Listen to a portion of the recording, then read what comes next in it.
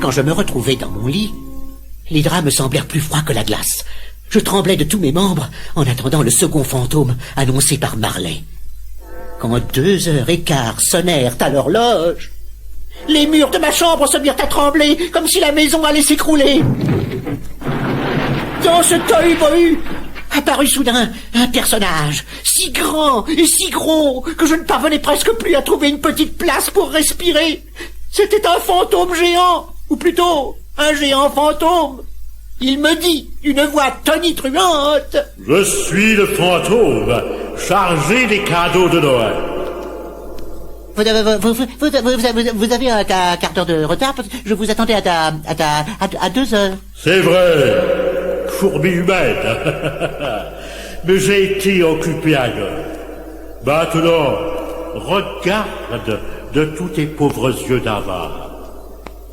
En une seconde, ma chambre fut illuminée, et d'une énorme corne d'abondance qu'il chevauchait, le géant fit surgir des dindes et des oies rôties, des pièces de gibier ruisselantes de sauce, des cochons de lait farcis de truffes, d'immenses chapelets de saucisses dorées, des pâtés, des gâteaux, des sucreries multicolores, des fruits juteux qui baignaient dans la crème et le sirop. Il y avait aussi, qui coulait de la corne magique, des colliers de diamants et des perles, des bijoux étincelants et des pièces d'or qui sonnaient en tombant sur le sol.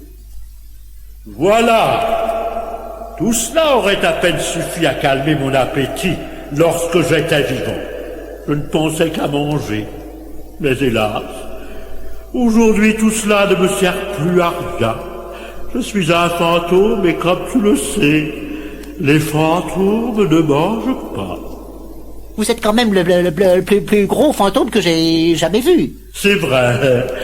J'ai été un vrai géant. Et que faisiez-vous d'autre en dehors de manger? Je mangeais. Et après, je dormais pour digérer, et puis je m'éveillais, et je mangeais. Et puis je m'endormais, puis je mangeais, puis je me réendormais, et puis je mangeais. Et maintenant, fini.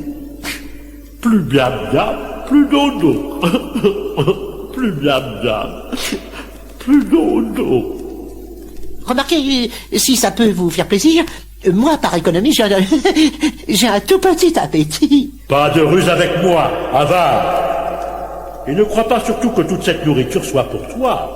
Non, c'est juste pour te montrer tout ce que tu pourrais acheter avec l'or que tu m'entasses et tous les pauvres gens que tu pourrais nourrir si tu étais un peu généreux. Au lieu de cela, tu as un cœur de pierre. Tu paies ton employé, ce pauvre Bob Cratchit, si misérablement qu'il n'a même pas de quoi offrir à sa petite famille un dîner de Noël convenable. Viens un peu avec moi. Je vais te montrer quelque chose.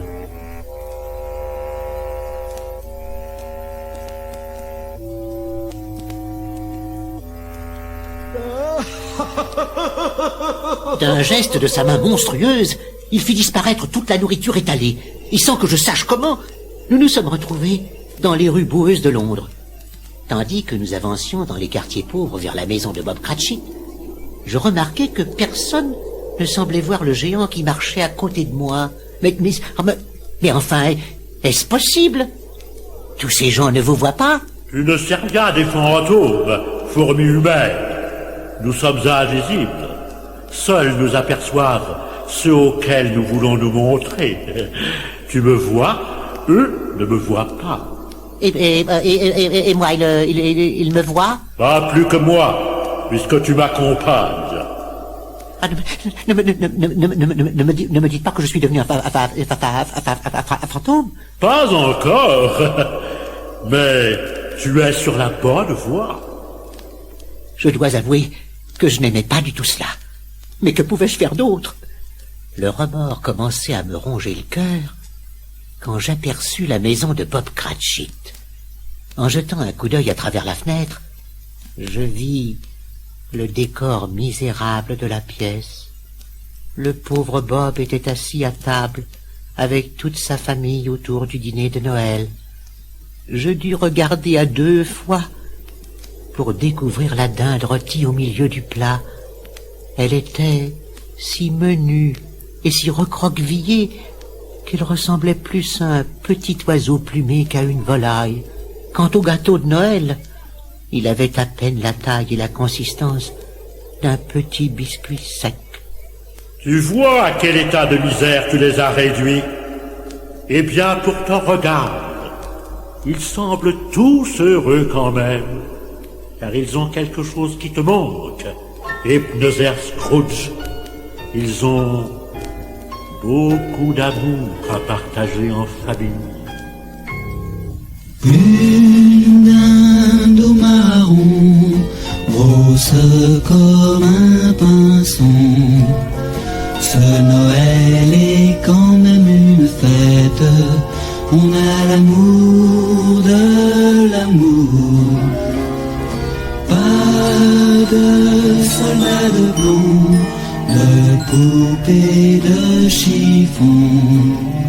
Le Père Noël s'est trompé d'adresse. On a l'amour de l'amour.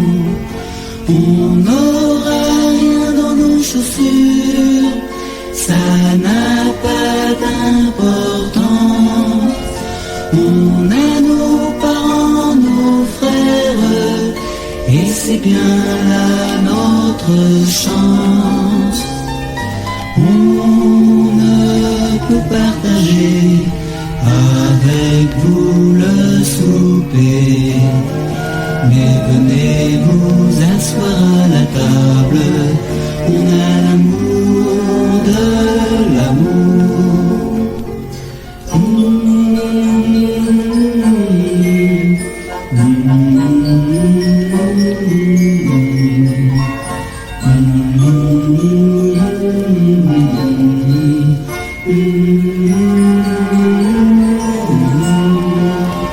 On n'aura rien dans nos chaussures, ça n'a pas d'importance. On a le chant de nos cœurs, et c'est bien là notre chance.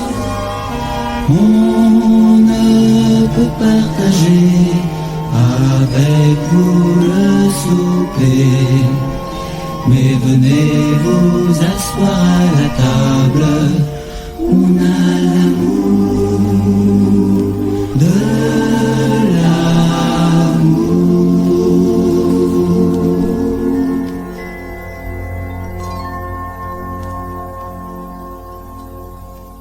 Je serais resté là à contempler ce misérable et beau spectacle quand le géant m'arracha comme une plume et me replaça au fond de mon lit glacial.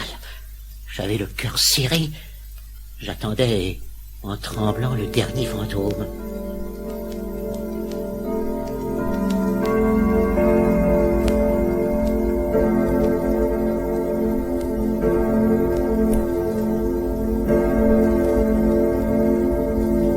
À peine l'horloge sonna-t-elle 3 coups qu'elle apparut terrifiante dans sa cape noire. Oui, je dis bien elle, car le 3e fantôme était une affreuse sorcière. Elle prit ma main dans sa main crochue et calleuse, et nous nous envolâmes une fois encore à travers la fenêtre.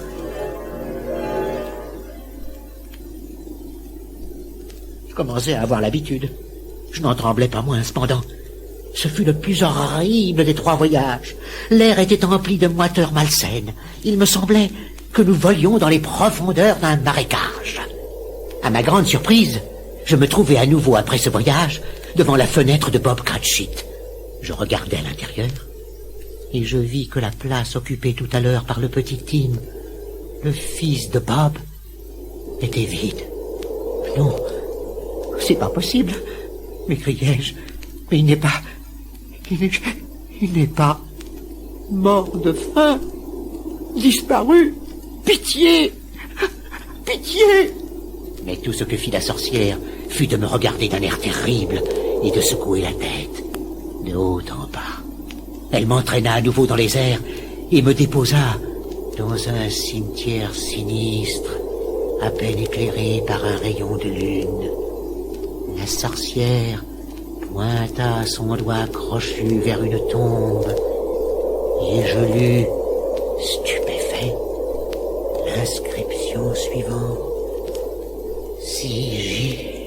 Ebenezer Scrooge, l'homme le plus riche de ce cimetière. Je tombai à genoux et demandai grâce aux fantômes sorcières en m'accrochant à sa cape. Je criais et sanglotais. Pitié, fantôme, pitié, je ne veux pas finir ainsi. Je vous promets de m'amender. Je fêterai Noël et j'aiderai les pauvres à le fêter aussi. Donnez-moi encore une chance. Je vous en supplie. Tandis que je m'agrippais à elle, une chose étrange se produisit. Il me sembla qu'elle se transformait en montant de lit. Je regardai mieux, et je vis effectivement que je gisais au sol dans ma chambre et que je serrais le pied de mon lit. Je me redressai d'un bond, j'ouvris la fenêtre.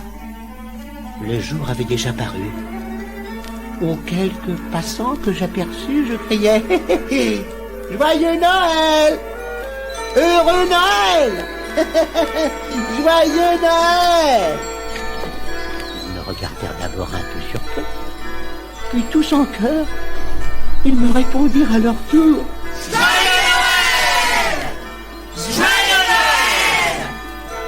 Joyeux Noël !» Ce Noël n'est pas comme les autres, ce Noël va nous apporter le pardon de toutes nos fautes. Si nous savons aussi pardonner, partageons avec tous les autres. La seule joie c'est de donner. Un Noël différent des autres, à tous les oublier. Il y aura de la bûche et du foie, on triple tous les jours que Dieu nous a fait. Et puis du champagne pour corser le tout. Vous êtes bien d'accord avec nous? Ce Noël n'est pas comme les autres. Voir un peu les yeux de ces enfants fixés sur un monde bien loin du nôtre, où le Père Noël dit doucement: partageons avec tous les autres. La seule joie c'est de donner. Un Noël différent des autres que par le monde entier. Et puis, je fus pris d'une merveilleuse inspiration. Je m'habillai en hâte et me précipitai vers la boutique du boucher.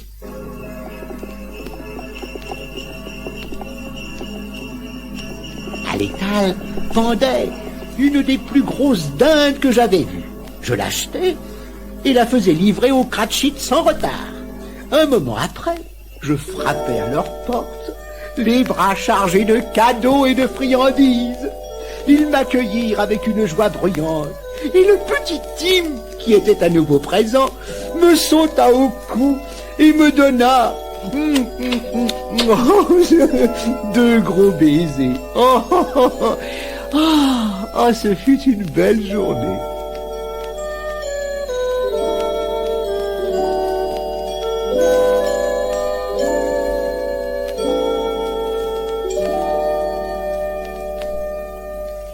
Le lendemain, Bob Cratchit arriva au bureau avec 20 minutes de retard. Je le regardai d'un air sévère et me mis à hurler: c'est intolérable! Je ne puis supporter qu'on arrive en retard, même au lendemain de Noël, pour vous punir, Bob Cratchit.